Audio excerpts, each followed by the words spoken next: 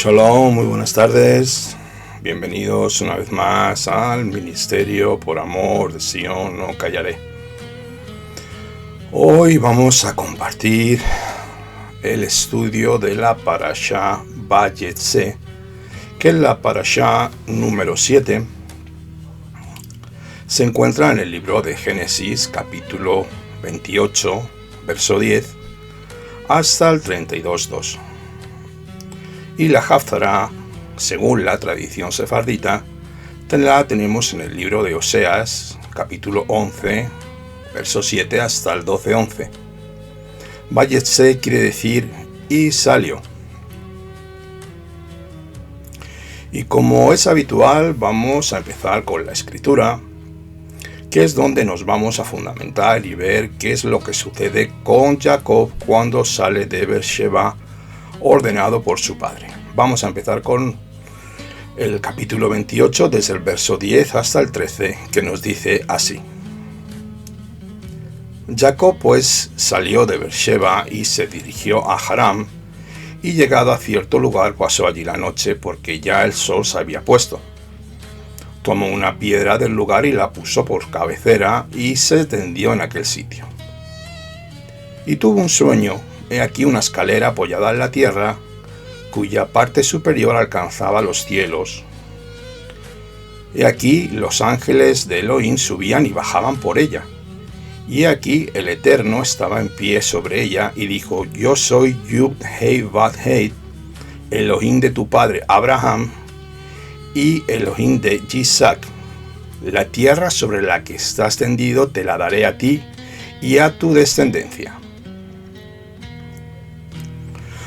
Bueno, una vez que ya Jacob sale de la tierra de Canaán, ordenado por su padre Isaac para buscar esposa, Isaac le ordena que no tomara esposa cananita bajo ningún concepto, y que se fuera a buscar mujer entre su parentela, así como lo hizo él tomando como esposa a Rivka, la cual concibió a Esav y a Jacob, siendo Jacob de los dos hermanos el padre que iba a continuar con la promesa dada a Abraham Avinu de ser padre de multitud de naciones, siendo fecundo como la arena del mar,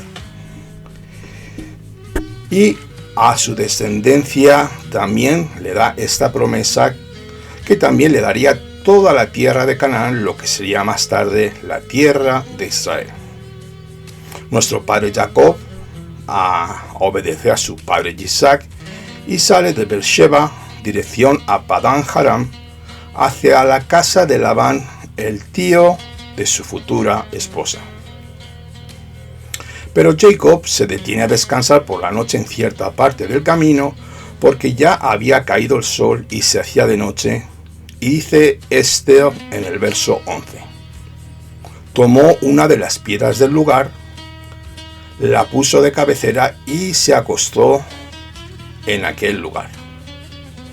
Los maestros de nuestro pueblo han interpretado la palabra Vayikja y se topó como una referencia a la tefila. En el sentido simple, el texto dice que Jacob se topó con ese lugar. Pero como la palabra usada también implica hacer contacto directo e intenso, se puede entender que Jacob también oró en este lugar. La palabra hebrea que ha sido traducida como lugar es Makom.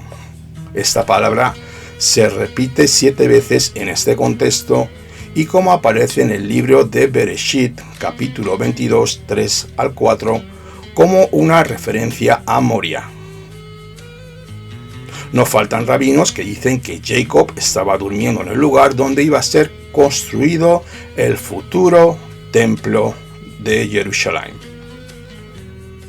La palabra Makom también se usa en referencia al omnipresente, a Kadosh Baruj Hu. Hay un principio que dice que Él es el lugar del universo. El universo no es su lugar. Esto quiere decir que Él contiene al universo pero el universo no lo contiene a él. Por eso se puede traducir el texto hebreo como y tuvo un encuentro con Akadosh Baruj Hu, el Todopoderoso, bendito sea su glorioso nombre. Aquí desde los versos 12 y 13 que leemos como Jacob tiene un sueño y ve una escalera donde ve que sube desde la tierra hasta el cielo y ve a ángeles que subían y bajaban.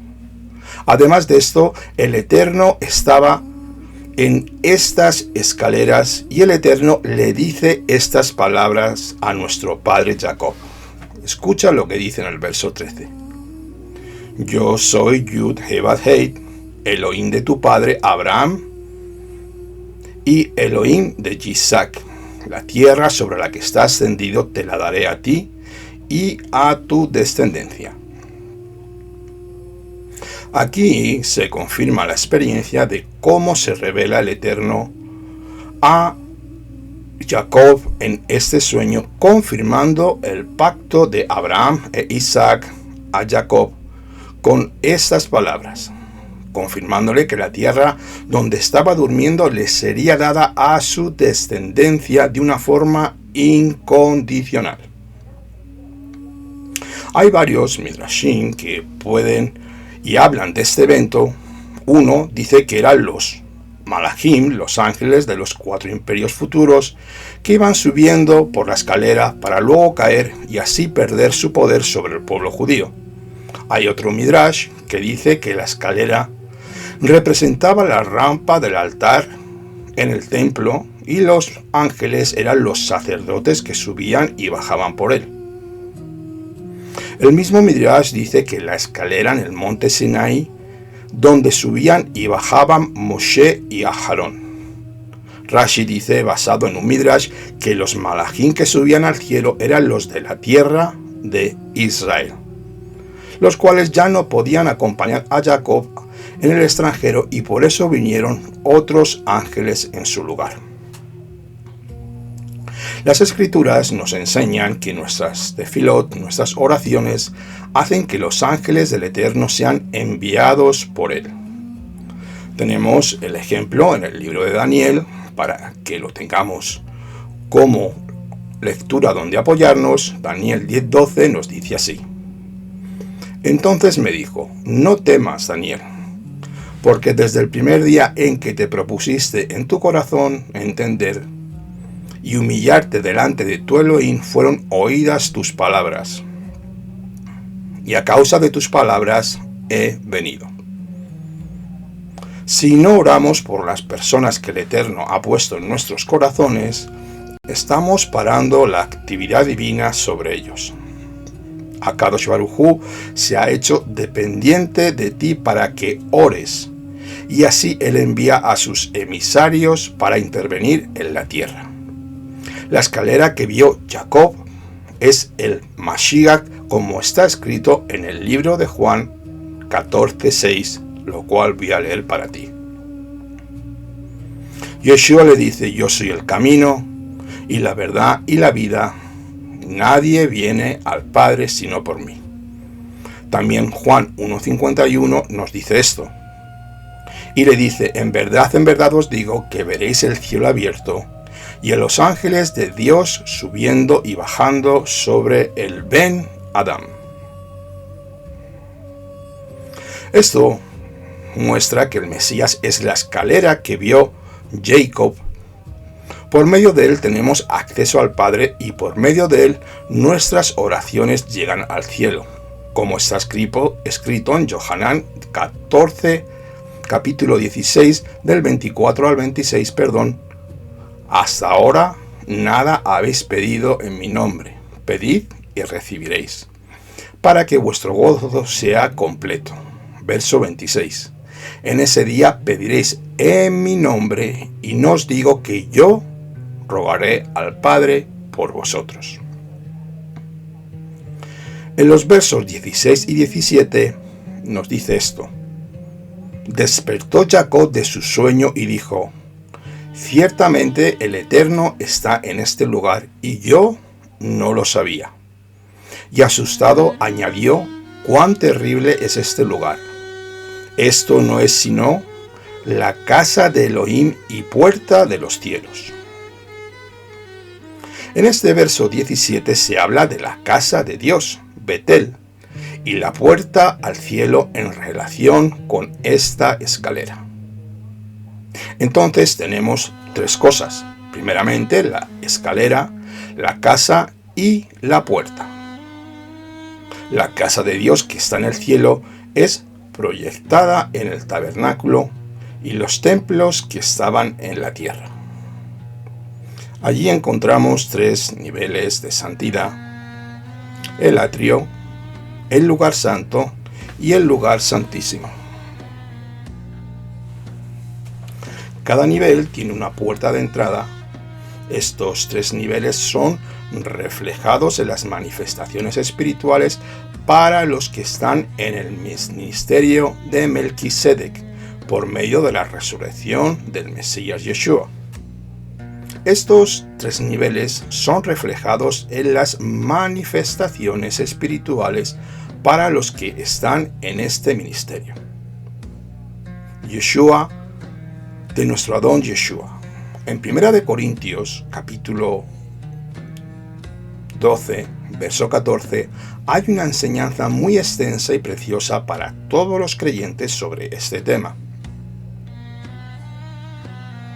Vamos a ver las divisiones en el texto griego y hay tres grupos en las 9 manifestaciones espirituales. Vamos a 1 Corintios capítulo 12 del 8 al 10 donde nos dice esto: Pues a uno le es dada la palabra de sabiduría por el Ruach, a otro palabra de conocimiento según el mismo Ruach, a otro fe por el mismo Espíritu, a otro dones de sanidades por el mismo Espíritu, a otro poderes de milagros, a otro profecía, a otro discernimiento de espíritus, a otro diversas clases de lenguas y a otro interpretación de lenguas.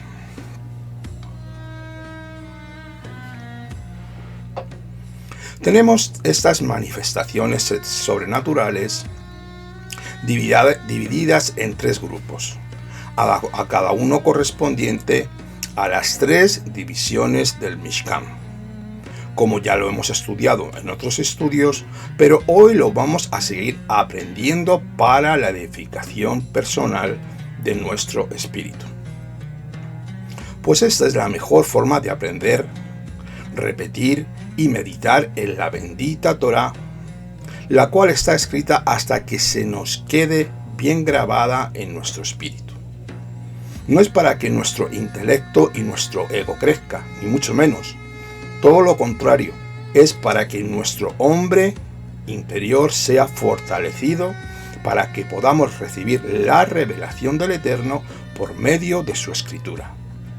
Vemos primeramente estas manifestaciones en el Mishkan de Moshe en tres partes que están relacionadas con dones espirituales que acabamos de leer. Vamos a entrar al Mishkan y vamos a empezar desde el lugar santísimo, Kodesh HaKodeshim.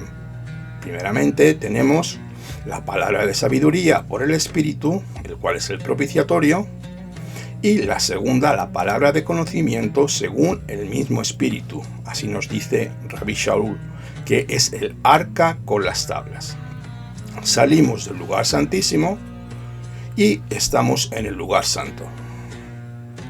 Aquí tenemos varios objetos que vamos a estudiar. Primeramente, fe por el mismo Espíritu, que es la mesa. 4. Tenemos los dones de sanidad, una hilera de 6 panes. 5. Poderes de milagros, otra hilera de 6 panes. La profecía, las 7 lámparas o la menorá. Y 7. El discernimiento de espíritus, el candelero. Saltamos y salimos ya del lugar santo y entramos y salimos al exterior, al atrio. Aquí tenemos 8 El punto 8 nos dice que tenemos clases de lengua, que es el altar de bronce donde se hacían los sacrificios. Y 9, el punto 9 es interpretación de lenguas. Es el lavacro de bronce donde los coanimos sacerdotes se lavaban los pies y las manos antes de entrar al lugar santo y poder oficiar al Todopoderoso. Como he dicho, hemos ido moviéndonos desde el lugar santísimo, pasando por el lugar santo y finalmente hemos salido al atrio del Mishkan de Moshe. Estos son los 3 niveles de santidad como Adonai ordenó la construcción del tabernáculo de Moshe, donde él expresaba su poder y misericordia a su pueblo Israel. Estos diferentes niveles de santidad igualan al mundo espiritual donde el poder de Elohim se manifiesta según su infinito poder. La escalera de Jacob representa diferentes niveles en la vida de oración. Conforme uno va profundizando en la oración, podrá subir de nivel y experimentar hasta elevaciones de su espíritu e incluso de su cuerpo hasta las esferas superiores en los cielos. Rabbi Shaul nos habla de esto en 2 de Corintios capítulo 12 del 1 al 4. Escucha lo que dice. Es gloriarse necesario, aunque no es provechoso. Pasaré entonces a las visiones y revelaciones de Adonai. Conozco a un hombre en el Mesías que hace 14 años, no sé si en el cuerpo, no sé si fuera del cuerpo, Elohim lo sabe, el tal fue arrebatado hasta el tercer cielo. Y conozco a tal hombre, si en el cuerpo o fuera del cuerpo no lo sé, Dios lo sabe, que fue arrebatado al paraíso y escuchó palabras inefables que al hombre no se le permite expresar. La manifestación de los dones espirituales tienen 3 puertas, las cuales vamos a ver en el Mishkan. Primeramente, el don de lenguas, la puerta que entra en el atrio. Segundo, el don de profecía, la puerta para entrar al lugar santo. Y en el lugar donde hay la revelación y la luz de Elohim, la puerta para entrar al lugar santísimo. Según vamos profundizando en la tienda de reunión, vamos subiendo de escalones espirituales, los cuales vamos ascendiendo en nuestra vida de oración y dedicación al Todopoderoso. Rabbi Shaul tuvo estas experiencias y nosotros tenemos que buscar el mundo espiritual para ser dirigidos por el Ruach HaKodesh, como le sucedió a Rabbi Shaul, de ascender hasta el tercer cielo, donde vio y oyó cosas inexplicables para el ser terrenal, donde podemos ser fortalecidos y edificados, recibiendo la profecía y la revelación del Todopoderoso. Según nosotros hacemos tefilá, siendo guiados por el Ruach HaKodesh, tal y como también les sucedió a Yohanan en el libro de Revelación 4, versos 1 y 2. Mira lo que le pasó aquí al apóstol. Después de esto miré y vi una puerta abierta en el cielo, y la primera voz que yo había oído como de trompeta que hablaba conmigo decía: sube acá y te mostraré las cosas que deben suceder después de estas. Al instante estaba yo en el espíritu y vi un trono colocado en el cielo y a uno sentado en el trono. La visión celestial que tiene Yohanan fue fuera de su cuerpo. Tenía delante mismo a nuestro Adón Yeshua, el cual le iba a mostrar todo lo que iba a acontecer para los tiempos finales, Aharit Hayamim, los cuales ya estamos viendo. Él dice así que yo estaba en el espíritu, lo mismo que nos relata Rabbi Shaul en el libro de 2 de Corintios, el cual vio y oyó cosas inefables para nuestro entendimiento. Todo dijo que ha sido ungido con el Ruach HaKodesh, con el Espíritu del Santo, puede entrar en los lugares celestiales por medio de la tefilá y la adoración a Adonai. Nos vamos al verso 14. También tu descendencia será como el polvo de la tierra, y te extenderás hacia el oriente y hacia el occidente, al norte y al sur. Y en ti y en tu simiente serán bendecidas todas las familias de la tierra.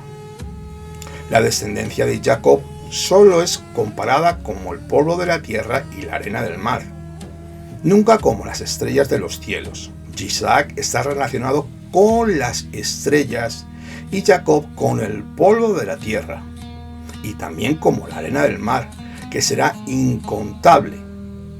La tierra representa la tierra de Israel y el mar las naciones gentiles. El polvo de la tierra se refiere por lo tanto a los hijos físicos que viven en la tierra de Israel. Aquí en este verso 14, cuando dice en ti, se refiere a los hijos físicos que Jacob iba a ser bendición para todas las familias de la tierra, que veremos más adelante. Esto se ha cumplido, entre otras cosas, por medio de todos los inventos y avances tecnológicos que han sido productos del pueblo judío. La descendencia física de Jacob es una bendición para todo el mundo en estos momentos. Además, ha entregado al mundo la Torá y el Mesías para la salvación del mundo. Por eso está escrito: en tu simiente, en tu cera, en tu esperma, como una referencia al Mesías. Vamos con el verso 18 y 22. Y se levantó Jacob muy de mañana y tomó la piedra que había puesto de cabecera. La erigió por señal y derramó aceite por encima. Verso 22. Y esta piedra que he puesto por señal será casa de Elohim. Aquí, en este verso, hay una alusión al Mesías. La piedra fundamental para la casa de Dios y el ungido con aceite. Mesías significa el ungido, el untado. El aceite de oliva representa el espíritu de Adonai. Esto concuerda con el texto de Matillahu 16, 15 al 18, que nos dice así. Y él les dice: ¿y vosotros quién decís que soy yo?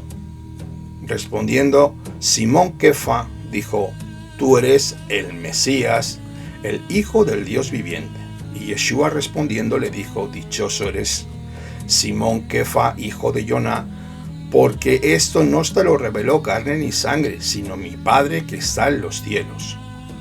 Yo también te digo que tú eres Kefa, y sobre esta roca edificaré mi congregación, y las puertas del Sheol no prevalecerán contra ella. Cuando empezamos a entender la revelación que tuvo Jacob de la escalera que representa al Mesías, se asemeja a la revelación que tuvo Simón Pedro acerca de quién era Yeshua. Sobre esa roca será edificada la casa espiritual, la congregación de los santos y creyentes en Yeshua HaMashiach dentro de Israel. Así como el mismo Kefa escribe en su primera carta, en Primera de Kefa, capítulo 2, versos 4 y 5. Y viniendo a él como a una piedra viva desechada por los hombres, pero escogida y preciosa delante de Elohim, también vosotros, como piedras vivas, sed edificados como casa espiritual, para un sacerdocio santo, para ofrecer sacrificios espirituales, los cuales aceptables a Elohim por medio de Yeshua HaMashiach. Nos vamos ya al capítulo 29, versos 1 y 4. Y del 1, al 11. Y Jacob entonces prosiguió con presteza su viaje y fue a tierra de los hijos de Oriente. Y Jacob les dijo: hermanos, ¿de dónde sois? Contestaron: lo conocemos, y les dijo: estad en paz. Y ellos dijeron: en paz. Y aquí su hija Rachel viene con el rebaño. Él dijo: mirad, todavía es pleno día, aún no es tiempo de recoger el ganado. Abrevad las ovejas y dejadlas pasar. Pero ellos dijeron: no podemos hasta que se reúnan todos los rebaños. Entonces rodamos la piedra de sobre la boca del pozo y abrevamos las ovejas. Estaba él aún hablando con ellos cuando llegó Rachel con el rebaño de su padre, pues ella era la pastora.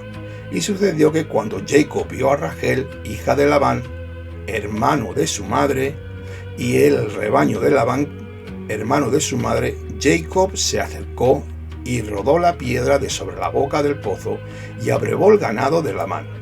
Al hermano de su madre, después Jacob besó a Rachel, alzó su voz y lloró. Aquí tenemos el encuentro de Jacob, primeramente confirmando que viajaba a la casa de Labán, a su parentela. Finalmente ve a un grupo de hombres los cuales llevaban los animales a beber al pozo. Y Rachel era la pastora que llevaba las ovejas. Llegó el padre de Rachel con ella. Más tarde Jacob rodó la piedra del pozo y abrevó el ganado de su tío Labán. Después de esto, Jacob besó a su futura esposa Rachel, alzando su voz y llorando de alegría por haber encontrado a su familia como había ordenado su padre, y así pudo descansar. Nos vamos a los versos 12 hasta el 14. Y Jacob le declaró a Rachel que él era hermano de su padre e hijo de Rivka, y ella corrió y lo declaró a su padre.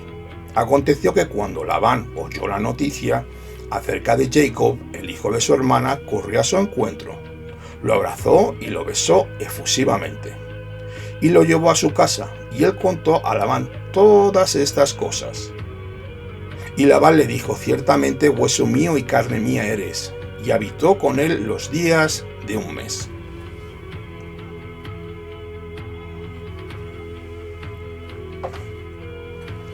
Aquí Labán tenía un buen recuerdo de la visita de Eliezer, el siervo de Abraham, que todos recordamos, cuando fue a buscar esposa para Rivka. El siervo de Abraham, que había llegado con 10 camellos cargados con riquezas. Ahora sale corriendo para encontrar al nieto de Abraham. Pero para su sorpresa, Labán no encontró nada, pues Jacob no llevaba nada consigo. Los Midrashim cuentan que Saf envió a su primogénito Elifaz detrás de Jacob para matarlo. Pero tuvo temor y solo le robó todo lo que tenía, así que cuando a Labán llegó, no tenía nada consigo. Recuerda que esto es un Midrash, no lo dice la Escritura. Continuamos con el capítulo 29 del 15 al 17. Entonces Labán dijo a Jacob: ¿es que por ser mi pariente me has de servir de balde? Indícame cuál será tu salario. Y Labán tenía 2 hijas, el nombre de la mayor era Lea y el nombre de la menor Rachel, y los ojos de Lea eran alicaídos, en tanto que Rachel era de hermosa apariencia y bello semblante. Una vez más, el Midrash nos cuenta que Lea estaba destinada para casarse con su primo mayor Esaf y Rachel para casarse con Jacob. Por esta razón, Lea lloraba y lloraba tanto que sus ojos estaban siempre lagrimosos. El Eterno escuchó su oración y así fue entregada a Jacob. Vuelvo a recordar que es un Midrash. Nos vamos ya a los versos 20 y 26. Así sirvió Jacob por Rachel 7 años y le parecieron como unos días porque estaba profundamente enamorado. Y dijo Jacob a Labán: dame mi mujer, porque mi plazo se ha cumplido y deseo llegarme a ella. Entonces reunió Labán a todos los varones de aquel lugar e hizo banquete. Pero sucedió que al anochecer tomó a su hija Lea y se la trajo, y él se llegó a ella. Y Labán había entregado su sierva Zilpa a su hija Lea como criada. Y llegado a la mañana, aquí era Lea, y él dijo a Labán: ¿qué es esto que me has hecho conmigo? ¿No te serví por Rachel? ¿Por qué me has engañado? Y Labán dijo: no se hace así en nuestro lugar, de dar la más joven antes que la primogénita. Jacob estaba enamorado de Rachel, estaba profundamente enamorado de esta mujer. Así nos lo dice la Escritura, y los 7 años que le puso su suegro fue como unos días para él, esperando el día del casamiento. Llegado el tiempo, se celebró la boda organizada por su tío Labán, preparando un banquete. Pero Labán engañó a Jacob dándole en casamiento a Lea y no a Rachel como la había prometido. Aquí llegamos al momento de el usurpador había sido usurpado. Jacob fue engañado por su suegro. Jacob cosechó lo que había sembrado con su padre y con su hermano, como él había dicho que era su hermano cuando no lo era, recibiendo las bendiciones que no le pertenecían. Ahora tenía que sufrir las consecuencias de la misma manera, casándose con la mayor, que le fue presentada como si fuera la menor. Pues el matrimonio fue consumado en la noche de bodas y ya no había marcha atrás. Así que Jacob fue engañado y, según mi entender, Adonai ejecutó su justo juicio sobre nuestro padre Jacob. Fue como está escrito en el libro de Gálatas, que no podemos burlarnos de Elohim con nuestros pensamientos o formas humanas, creyendo que él como juez no ejecutará juicio en nuestras vidas. Nadie se ríe del Eterno. Mira lo que dice aquí Rabbi Shaul en Gálatas 6, verso 7. No os dejéis engañar. De Elohim nadie se burla, pues todo lo que el hombre siembre, eso también lo segará. Vamos ya con los versos 31 y 32. Viendo el Eterno que Lea era menospreciada, abrió su matriz en tanto que Rachel era estéril. Y concibió Lea y dio a luz un hijo y dio a su nombre Rubén, pues dijo: ha visto el Eterno mi aflicción y ahora me amará mi marido. Rubén significa mirad, un hijo. Su nombre también implica, según los maestros de la Torá, una palabra profética que muestra la diferencia entre este hijo y el hijo del primogénito de Isaac. Esaú vendió su primogenitura por un plato de comida, pero este hijo no lo iba a vender a Joseph ni disputar con él, sino intentar de sacarle del pozo para ser redimido. Vamos con el verso 33 hasta el 35. Y concibió de nuevo y dio a luz un hijo y dijo: ha oído el Eterno que era menospreciada. Me he amado también a este. Y llamó su nombre Simeón.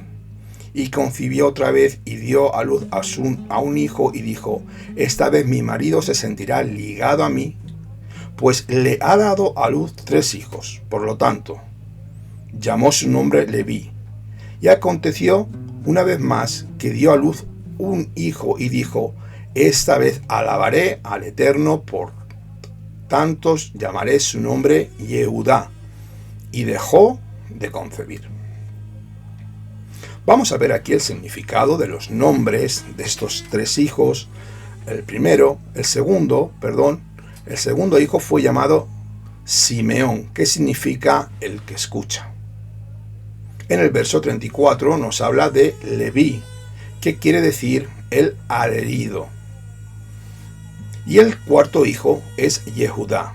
Yehudá viene de la palabra Yadá, que significa confesar, alabar, agradecer. La raíz de Yadá es Yad, mano. Este es el cabeza de la tribu en la cual nacería el Mesías de Israel. El ungido de Israel es la mano del Eterno y por medio de él se salvará el pueblo yehudí y la humanidad, lo cual resultará en muchas alabanzas, tanto del pueblo judío, tanto como del pueblo de las naciones. Así nos dice el Salmo 35, 18. En la gran congregación te daré gracias, entre mucha gente te alabaré. Vamos ya al capítulo 30, del verso 1 al 3. Y viendo Rachel que no daba hijos a Jacob, tuvo celos. Rachel de su hermana y decía a Jacob: dame hijos o me muero. Entonces se encendió la ira de Jacob contra Rachel y dijo: ¿acaso estoy yo en lugar de Elohim que te impide el fruto del vientre? Y ella dijo: aquí está mi sierva Bilhá, llégate a ella y que dé a luz sobre mis rodillas. Así también yo seré edificada por ella. En la gran congregación te daré gracias, entre mucha gente te alabaré. Nuevamente vemos la esterilidad de nuestras matriarcas para que Adonai pudiera demostrar su gran poder sobre ella. Y Bilhá, verso 5, concibió y dio a luz un hijo a Jacob, y Rachel dijo: Dios me ha vindicado, que es Dananí en hebreo, ciertamente ha oído mi voz y me ha dado un hijo. Por tanto, le puso por nombre Dan. El nombre de Dan significa juzga o juzgó. Nos vamos al verso 7 y verso 8 y dice así: y Bilhá, sierva de Rachel, concibió otra vez y dio a luz un segundo hijo para Jacob. Y dijo Rachel: con luchas de Elohim he luchado con mi hermana y he vencido, y llama su nombre Naftali. El nombre de Naftali significa mi lucha. La raíz de esta palabra es la misma que para la oración la tefilá. De esto aprendemos que la oración constituye una lucha continua. Cada vez que uno se dispone a orar, experimenta una lucha contra el Yeser Hará, lo que llamamos en el mundo español la inclinación al mal o el pecado, que normalmente el cuerpo humano no quiere orar.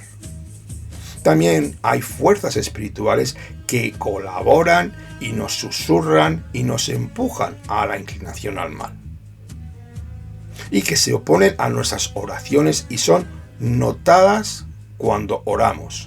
Así nos lo dice Rabbi Shaul en el libro de Efesios capítulo 6, verso 12, porque nuestra lucha no es contra sangre y carne, sino contra principados, potestades, contra los poderes de este mundo de tinieblas, contra las huestes espirituales de maldad en las regiones celestiales. Estamos en el capítulo 30, del verso 9 y 11, que nos dice así: viendo Lea que había cesado de dar a luz, tomó a su sierva Zilpá y se la dio a Jacob por mujer. Y Zilpá, sierva de Lea, dijo y dio a luz a un hijo para Jacob. Entonces dijo Lea: vino la ventura, y llamó su nombre Gad. Gad viene de la palabra hebrea gud, amontonar, atacar, vencer, y está relacionado con gadat, amontonar, reunir, acumular. Rashi nos da su punto de vista sobre este verso y dice que Gad significa buena suerte, y también cita el Talmud, el texto del libro de Isaías 65:11, donde dice así: pero vosotros que abandonáis al Eterno, que olvidáis mi santo monte, me ponéis en mesa para Gad, para la fortuna, para la suerte, y que preparáis vino mezclado para el destino. Para mí realmente esto es difícil de aceptar, que este nombre estuviera relacionado con un concepto pagado como la fortuna o la buena suerte. Ese nombre está escrito en una de las puertas de la Nueva Jerusalén. Yo no estoy de acuerdo con Rashi, pero es un comentario que hace sobre este verso. También en el libro de Revelación 21:12 nos dice así, donde ángeles y ellas, donde dice tenía un muro grande y el alto con 12 puertas y las puertas 12 ángeles, y en ellas había nombres escritos que son los de las 12 tribus de los hijos de Israel. No creo yo que en una de las puertas se pusiera un nombre de suerte o fortuna, pero es el comentario de Rashi y lo dejamos, no pasa nada. Nos vamos al verso 13 y Lea dijo, dichosa de mí, Be'asri, porque las mujeres me llamarán dichosa, Isruni, y le puso por nombre Asher, que significa dichoso o feliz.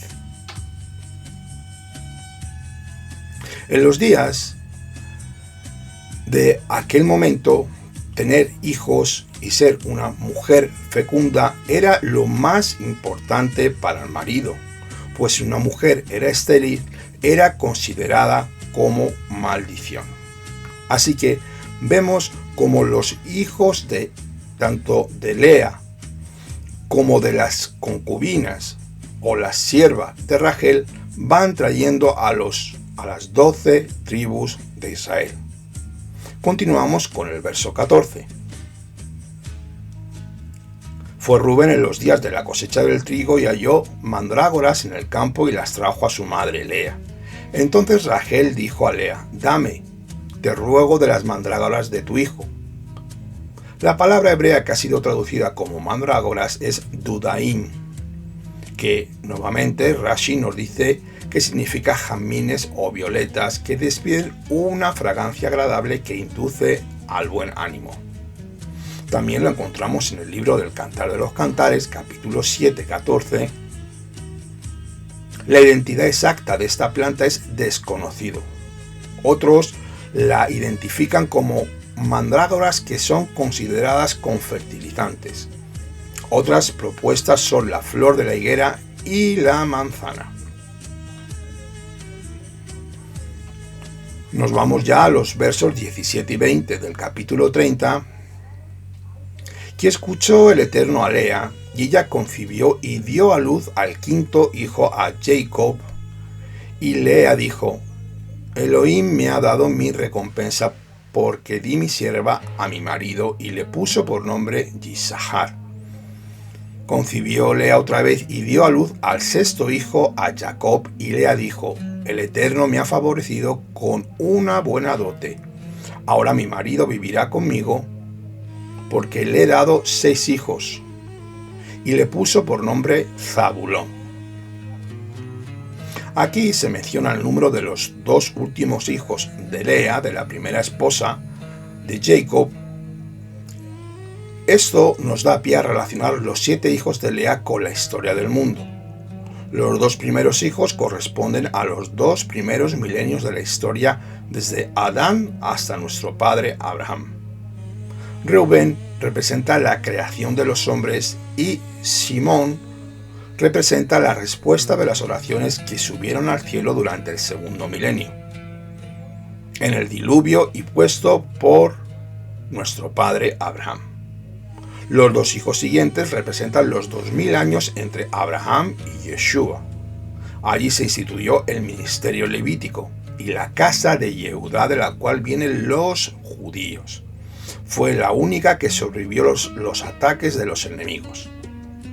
Luego Lea dejó de dar a luz y nacieron otros hijos para Jacob, lo cual representa la entrada de los gentiles por medio de la conversión al Mesías Yeshua, como está escrito en Mateo 4, 13, 15.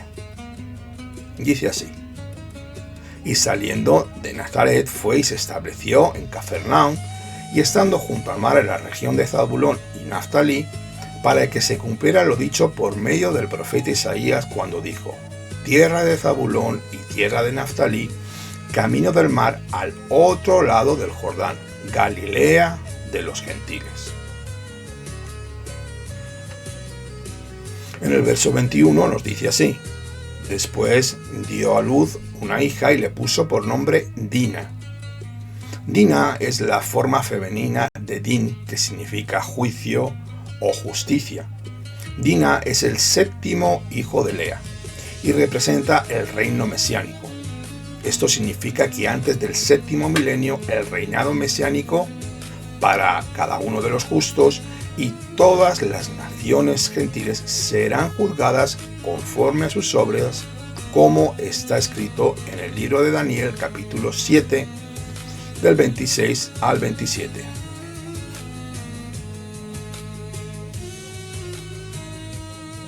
Que nos dice así: pero el tribunal se sentará para juzgar, y su dominio le será quitado, aniquilado y destruido para siempre. Y la soberanía, el dominio y la grandeza de todos los reinos debajo de todo el cielo serán entregados al pueblo de los santos del Altísimo. Su reino será un reino eterno, y todos los dominios les servirán y obedecerán. Este juicio de alguna manera también afectará al creyente, pues todos debemos comparecer ante el tribunal del Mesías, según nos lo dice Rabbi Shaul en 2 de Corintios capítulo 5, verso 10. Porque así dice, porque todos nosotros debemos comparecer ante el tribunal del Mesías, para que cada uno sea recompensado por sus hechos, estando en el cuerpo de acuerdo con lo que hizo, sea bueno o sea malo. La palabra Dina también nos da una referencia al final del reino milenario mesiánico, cuando el resto de los hombres serán juzgados. Revelación 20, 11, 15, que dice así: y vi un gran trono blanco y el que estaba sentado en él, de cuya presencia huyeron la tierra y el cielo, y no se halló lugar para ellos. Y vi a los muertos grandes y pequeños de pie delante del trono, y los libros fueron abiertos, y otro libro fue abierto, que es el libro de la vida. Y los muertos fueron juzgados por lo que estaba escrito en los libros según sus obras. Los otros hijos también simbolizan el tiempo de la era mesiánica entre la primera y segunda venida de Mashiach. Dan representa el juicio que vino al mundo por medio de Yeshua, según nos lo dice Juan 3:19. Y este es el juicio que la luz vino al mundo, y los hombres amaron más las tinieblas que la luz, pues sus acciones eran malas.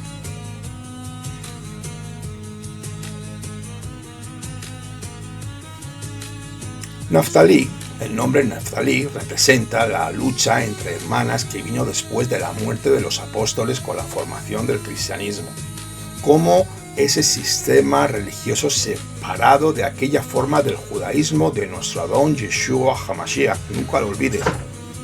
Y los apóstoles practicaban, como está escrito, Mashiach Shelehim 20, 29 y 30, que dice así: sé que después de mi partida vendrán lobos feroces entre vosotros que no perdonarán el rebaño, y de que entre vosotros mismos se levantarán algunos hablando cosas perversas para arrastrar a los discípulos tras ellos.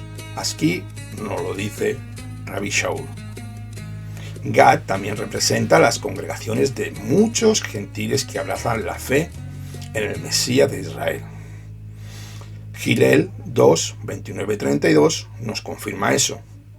Asher representa la gran felicidad, como su nombre, que experimenta todo Israel en los últimos tiempos a recibir la revelación de Yeshua como el verdadero Mesías. Escuchemos esto que dice el libro de Hechos 3:12. Varones israelitas, aquí está hablando Simón Kefa, cuando está hablando después de la muerte del Mashiach y cuando va a hacer la Tevilá a miles de judíos. Varones israelitas, arrepentíos y volved a Dios para que vuestros pecados sean borrados, a fin de que tiempos de refrigerio vengan de la presencia de Adonai, y él envíe a Yeshua, el Mashiach designado de antemano para todos vosotros. Vamos con los versos 23 y 24. Y ella concibió y dio a luz un hijo, y dijo el Eterno, ha quitado Asaf mi afrenta. Y le puso por nombre Joseph, que el Eterno me añada, Joseph, otro hijo.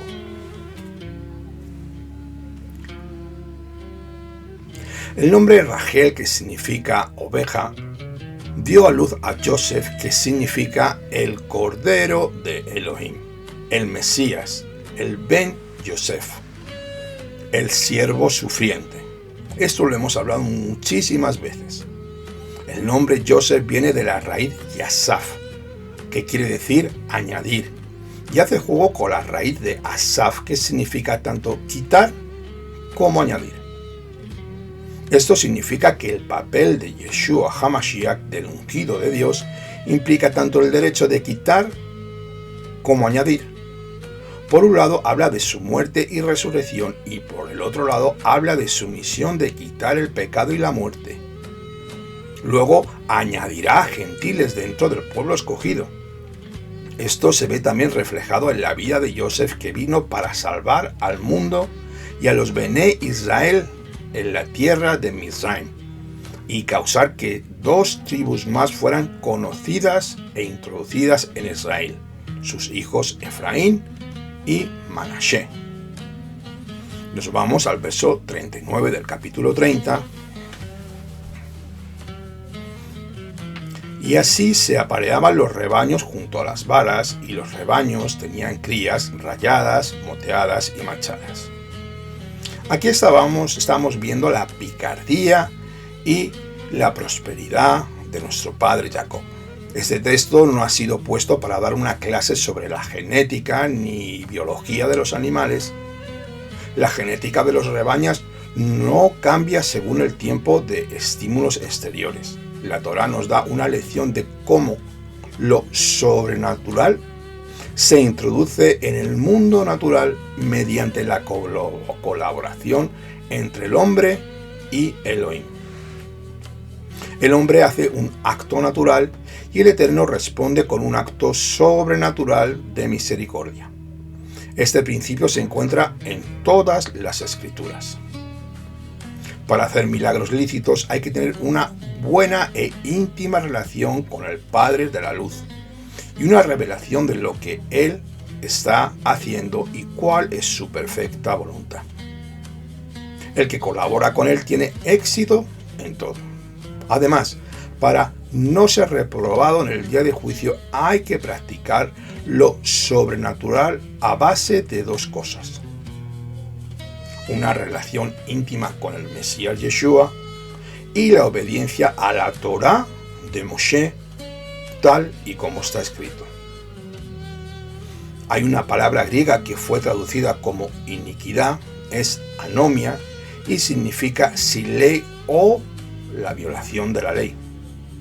Por lo tanto, los que profetizan, hablan en lenguas, hacen milagros en el nombre del Mesías sin tener una relación íntima con Él y practican toda clase de dones espirituales, sin practicar los mandamientos de la Torá, serán finalmente expulsados de su presencia. Lo vuelvo a repetir.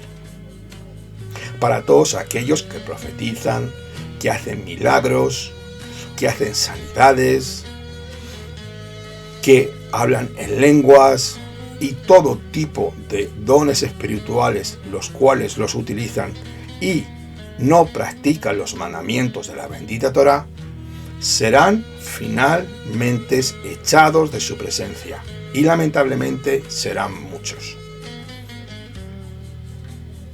La Torá es el pilar fundamental para todo creyente en el cual debemos estar fundamentados. Recordemos, amados míos, que no podemos construir la casa por el tejado. Esto es antibíblico. Esto no es así.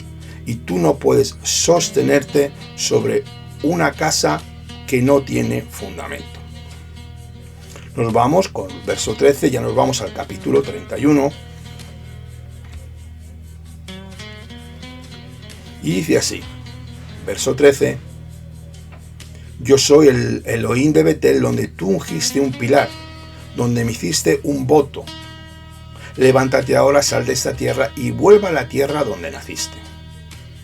Debemos recordar que los votos que hacemos son tomados muy en serio en los lugares celestiales. Así nos lo dice el libro de Eclesiastés 5, del 1 al 6, que dice: guarda tus pasos cuando vayas a la casa de Adonai y acércate a escuchar en vez de ofrecer el sacrificio de los necios. Así que mejor Shema Israel, escucha y obedece. El verso 16 nos dice: ahora pues todo lo que Elohim te ha dicho, hazlo. Las esposas de Jacob no habían recibido una palabra del Eterno para salir de la casa de Labán, su padre. Aunque la dirección de la familia recaiga principalmente sobre el esposo, la esposa tiene un papel vital a la hora de tomar decisiones. Jacob era muy sabio al plantear la situación con sus esposas y compartir la revelación de Adonai, pidiendo su opinión antes de tomar una decisión importante para la familia. A pesar de que tenía un mandato del Eterno, pidió la opinión de ellas para que la decisión no fuera tomada por él solo, fuera consensuada familiarmente. Jacob tuvo una comunicación abierta con sus esposas, lo cual es algo buenísimo, lo cual es una de las cosas más difíciles para el hombre, para el varón. Muchos problemas matrimoniales son causados por la falta de comunicación entre las dos partes. Verso 19 dice así: y mientras Labán había ido a trasquilar sus ovejas, Rachel robó los ídolos domésticos que eran de su padre. Según el libro de Yasar y otros Midrashim, Labán tenía un ídolo que había sido hecho de una forma terrible. Cuando un hijo primogénito nació, fue sacrificado y se le cortó la cabeza. Después de quitar todo el pelo, salaban y aceitaban su cráneo. Luego colocaban debajo de su lengua un rollo de papel o un trozo de metal, en el cual estaba escrito el nombre sagrado. Lo colocaban en la casa, le encendían velas y se inclinaban ante él. Y entonces empezó a hablar y contestarles todo lo que pedían. Así era el ídolo principal que Rachel había hurtado de su padre.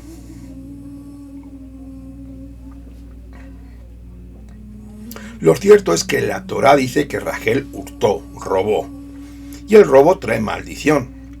Si no hay arrepentimiento con una restitución del hurtado, 3 maldiciones alcanzaron a la joven Rachel: la maldición causada del hurto, la maldición que pronunció Jacob sobre la persona que tenía los ídolos escondidos y la maldición causada por haber mentido hacia su padre.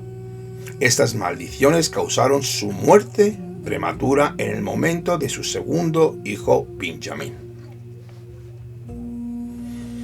Verso 20: y Jacob engañó a Labán arameo al no informarle. El texto hebreo dice literalmente que Jacob robó el corazón de Labán. Es la misma palabra que el versículo anterior donde dice que Rachel robó los terafín, los ídolos domésticos de Labán. Robar el corazón de alguien no tiene que ver con enamoramiento, sino con un abuso de confianza hacia la otra persona, la cual ha depositado en ti. Labán confiaba en Jacob. Jacob aprovechó de esa confianza y salió huyendo. El motivo fue puro porque quería obedecer al Eterno, pero el comportamiento de Jacob no fue correcto. Cometió un acto de hurto. Sé fiel al que confía en ti. Si has robado el corazón de alguien, arrepiéntete y ve a la víctima y a tu prójimo y humíllate ante ella y pídele perdón y haz todo lo que esté a tu alcance para restituir el daño si esto ha sido así.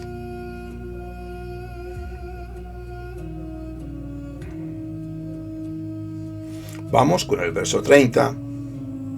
Y ahora, si decidiste irte por lo mucho que anhelas la casa de tu padre, ¿por qué robaste mis dioses? Entonces Jacob respondió y dijo a Labán: porque tuve miedo, pues dije, no sea que me quites a tus hijas a la fuerza. Vamos a ver esta situación de miedo que es muy interesante. El miedo es lo contrario de la fe.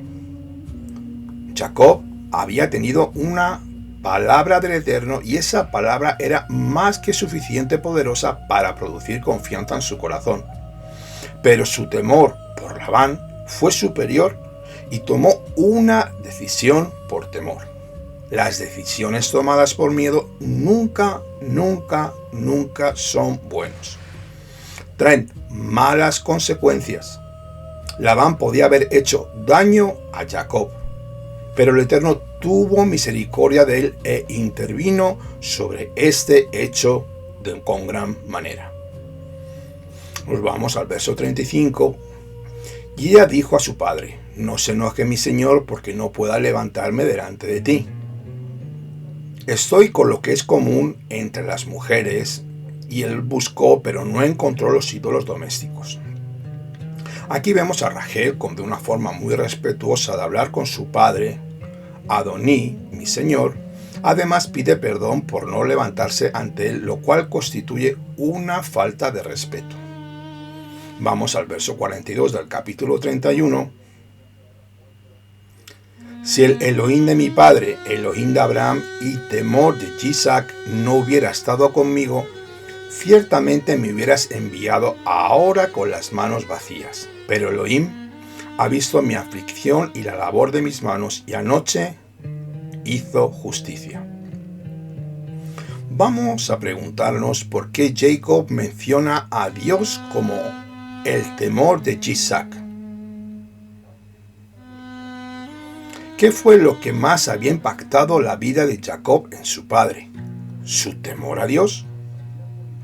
Esto se podría haber dicho: tal vez el misericordioso de mi padre, o el poderoso de mi padre, o el santo Dios de mi padre. Pero lo que destacaba es el temor que Isaac tenía por Elohim. Esto también nos enseña acerca de la importancia de servir al Eterno con temor. La falta del temor del Eterno es una de las causas, quizás la mayor causa por la que el hombre peca, por no tener temor de Elohim.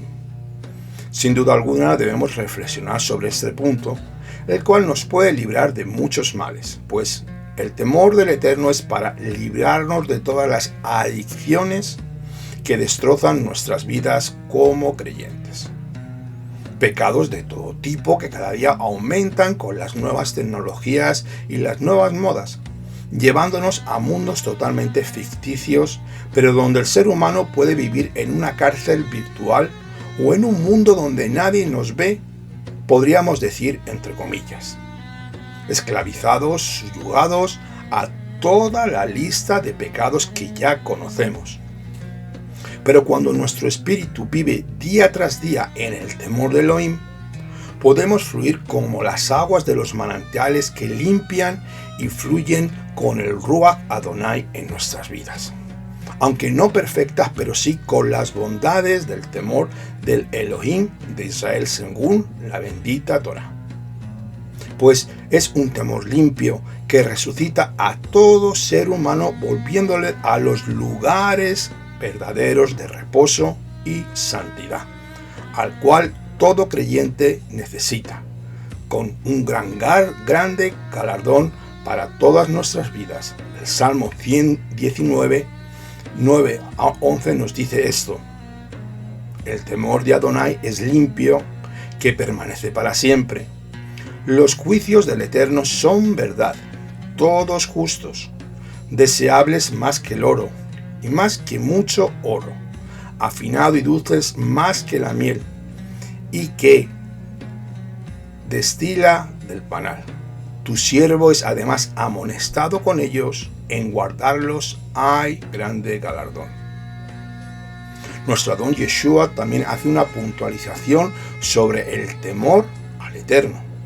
Lucas 12:5 dice: donde está escrito, pero yo os mostraré a quien debéis temer, Temed al que, después de matar, tiene poder para arrojaros al infierno. Sí os digo, a este temed. Versos 50 y 53.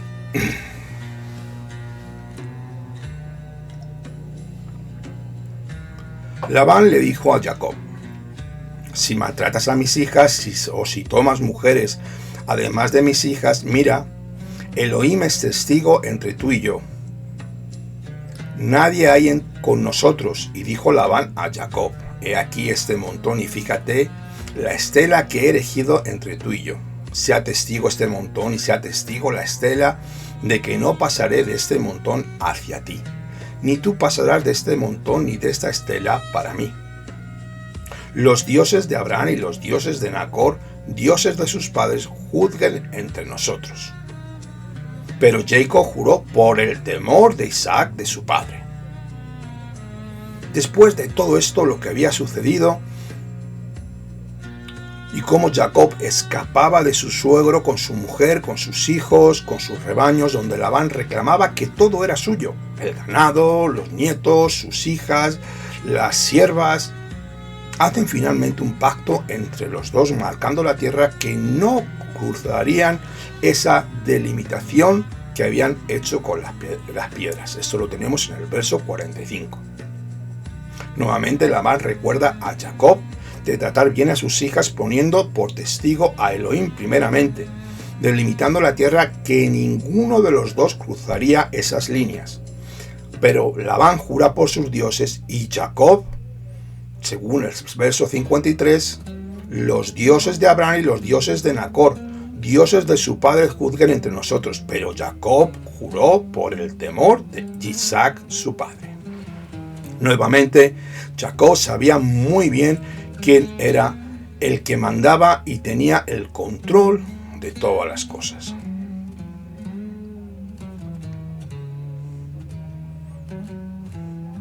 Nos vamos ya al capítulo 32 y leemos el verso 1 y 2. También Jacob prosiguió su camino, y unos ángeles de Elohim salieron a su encuentro, y cuando los vio dijo Jacob: este es el campamento de Elohim, y llamó el nombre de aquel lugar Mahanayim. Aquí llegó el momento de volver de la diáspora. Él salió de su tierra, de Canaán, y ese es el momento de Jacob, que tiene un encuentro especial con los malajim de Akadosh Baruj Hu. Rashi dice que los ángeles de la tierra de Israel salieron para escoltarlo en su entrada a Eretz Canaán. Este texto nos muestra que con el regreso de los Bene Israel de las tres diásporas, habrá muchas actividades naturales que todos podremos ver. La palabra Mahanayim significa dos campamentos. En el hebreo hay formas, tres podríamos decir, de señalar la cantidad singular, dual y plural. Mahanayim es la forma dual de Mahané, campamento o ejército. Cuando Jacob vuelve del extranjero se produce el fenómeno de los dos campamentos. Esto habla proféticamente de la unión en Mashiach entre judíos y no judíos. Él es el tiempo del regreso de los Bene Israel de todas las naciones. También habla de que a pesar de ser parte del mismo pueblo de Dios, en el mismo pueblo existen tanto judíos como no judíos que viven juntos en armonía. Ahora estamos en estos tiempos proféticos, los cuales estaban escondidos en este precioso estudio.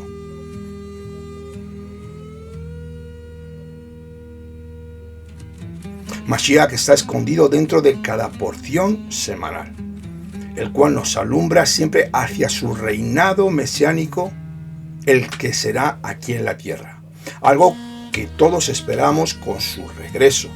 Muchos de nosotros debemos hacer aliyá a la tierra de Israel, primeramente de una forma espiritual y física, si es posible. Una vez conectados con las profecías mesiánicas, tenemos acceso a la revelación espiritual. Debemos recordar esto y nunca olvidarlo.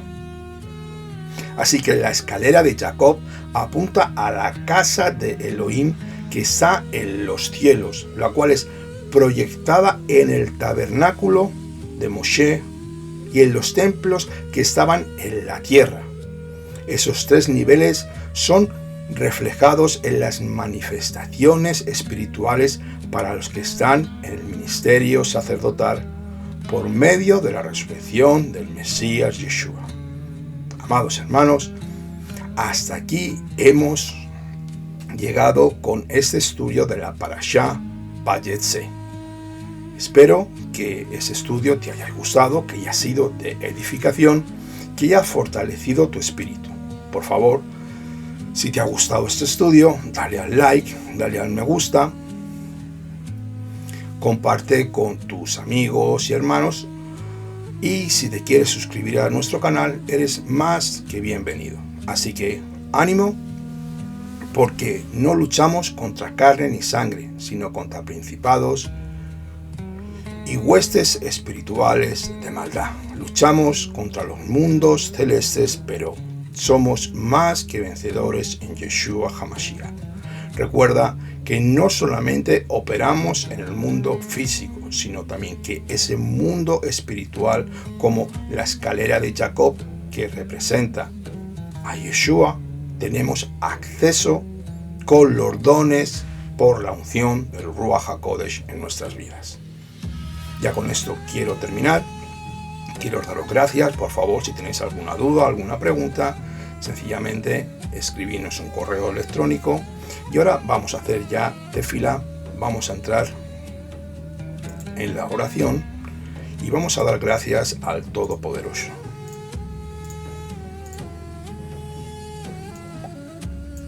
Vamos a recoger esto un poquito aquí y vamos a dar gracias al Santo bendito sea. Si te quieres unir conmigo en la oración, eres más que bienvenido.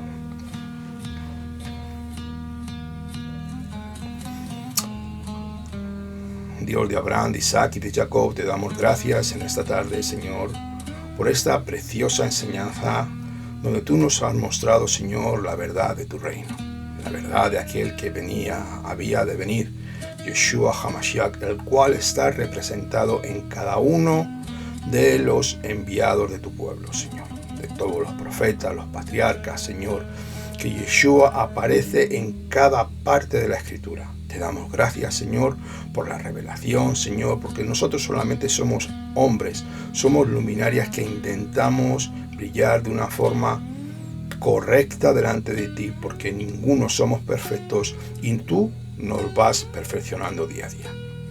Ilumínanos, muéstranos, Señor, abre nuestro entendimiento, Señor, y a todas las personas que oigan este mensaje, que oigan este estudio, que tú entres en su espíritu y que muchos millones de personas sean salvas por el mensaje de Yeshua HaMashiach. Que tu nombre sea glorificado en toda la tierra, Akadosh Baruj Hu, para que tu nombre sea proclamado por todo el universo, porque tu nombre es inefable, tú eres la salvación del mundo. Gracias por darnos esta oportunidad de poder compartir, Señor. Bendecimos a nuestro pueblo Israel, bendecimos a Jerusalén, Jerusalén, Jerusalén. Si yo te olvidare, que mi mano diestra se secará y que mi lengua se seque mi paladar, si yo no me olvidare de ti, Jerusalén. Por el amor de mis hermanos y mis amigos, diré yo, sea Shalom dentro de ti. Te damos gracias. A ti sea la gloria, la honra y el poder por siempre. Beshem Yeshua HaMashiach. Amén y amén. Bueno, pues nada, amados hermanos, si os ha gustado este estudio, lo dicho, darle al like, suscribiros al canal y con la ayuda del Todopoderoso nos veremos la semana que viene. Que pasen un precioso Shabbat, que santifiquen el Shabbat, que dancen, que puedan comer con sus hermanos, que aprendan mucha Torah y que crezcan espiritualmente. Me despido de todos ustedes desde España, su hermano, por amor de Sion no callaré. Un fuerte abrazo. Shabbat Shalom, Shalom Aleichem, Kol Tov.